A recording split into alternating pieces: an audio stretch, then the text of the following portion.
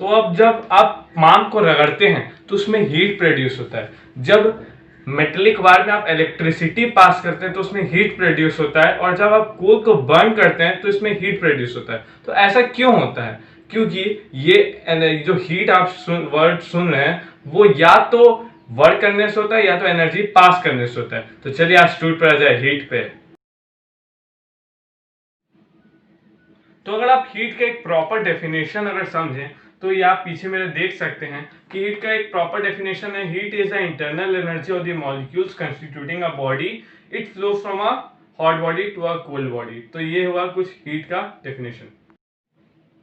तो आप ये देख सकते हैं यहाँ पे कुछ यूनिट्स है लिखे हुए जो हीट के बहुत इंपॉर्टेंट एग्जाम में पूछे जाते हैं। तो जैसे 1 जूल इक्वल टू 10⁻⁷ अर्ग, और भी हैं ऐसे।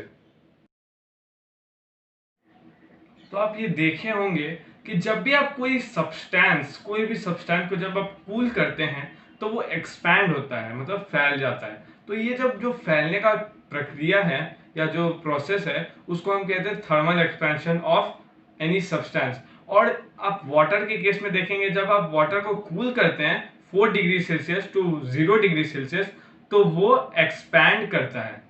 ये एक अलग बात हुई। तो अब हम लोग का जो अगला टॉपिक आता है वो है energy flow and it's important topic है। इसमें आप थर्मोडायनेमिक्स के कुछ रूल्स भी पढ़ेंगे। तो चलिए हम पढ़ते हैं। तो energy flow in an ecosystem कहता है हमसे कि एक unit compose of biotic component. Biotic component क्या होता है? जो प्रोड्यूसर होता है, कंज्यूमर होता है, डिकम्पोजिटर होता है, और ए बायोटिक कंपोनेंट्स क्या होता है? जैसे लाइट, हीट, रेन, ह्यूमिडिटी और इनऑर्गेनिक कंपोनेंट्स इसको हम कहते हैं, और ऑर्गेनिक भी इसी में आता है। तो इसको हम सब मिला के होता है उसको हम कहते हैं एक इकोसिस्टम। ठीक है, तो इसको हम कहते हैं इकोसिस्टम। और अब हम चलते हैं फूड चेन की तरफ। फूड चेन तो इसको कहते हैं इकोसिस्टम, मैं आपको बताया रहा हूँ। तो उसमें फोटोसिंथेटिक प्लांट्स मतलब जो फोटोसिंथेसिस कर सकें, के प्रोसेस को कर सकें। Plants and bacteria act as a producer. तो प्रोड्यूसर में पिछले बार को बताया था, तो प्रोड्यूसर को कहते हैं क्या? इसी को कहते हैं जो फोटोसिंथेटिक कर सकें। ठीक है, फोटोसिंथेटिक प्लांट्स को कहते हैं हम।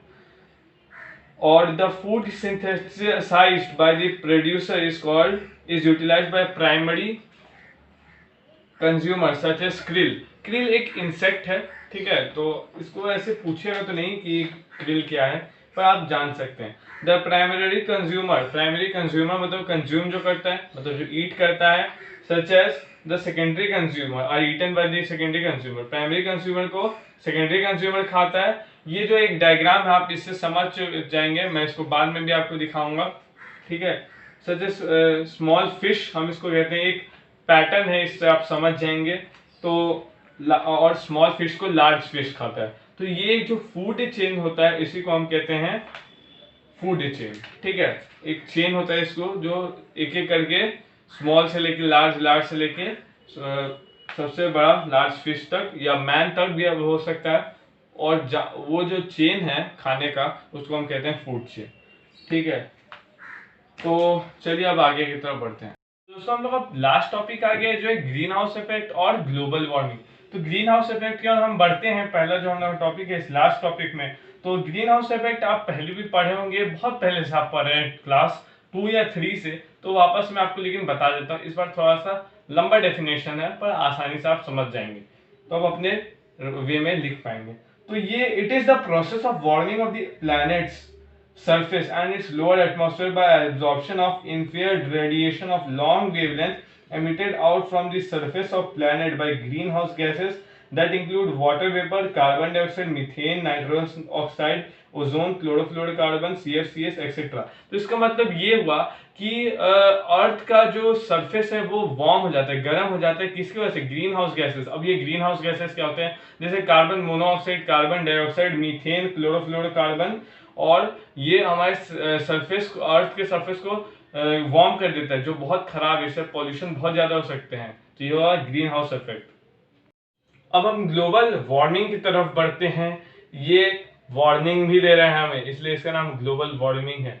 ठीक है, तो ग्लोबल वार्मिंग हमसे ये कहते हैं कि global warming means the increase in the average effective temperature near the earth surface.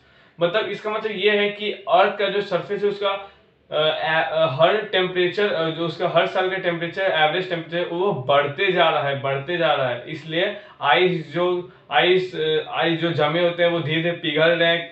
और माउंट एवरेस्ट में भी आप देख रहे होंगे पिघल रहे हैं, एंटार्क्टिका में भी पूरे लगभग पिघल चुके हैं ग्लेशियर सब near the earth surface due to an increase of the amount of the greenhouse gases in the atmosphere. क्यों ऐसा हो रहा है, ये क्यों पिघल रहे हैं और टेम्परेचर एवरेज बढ़ क्यों रहा है?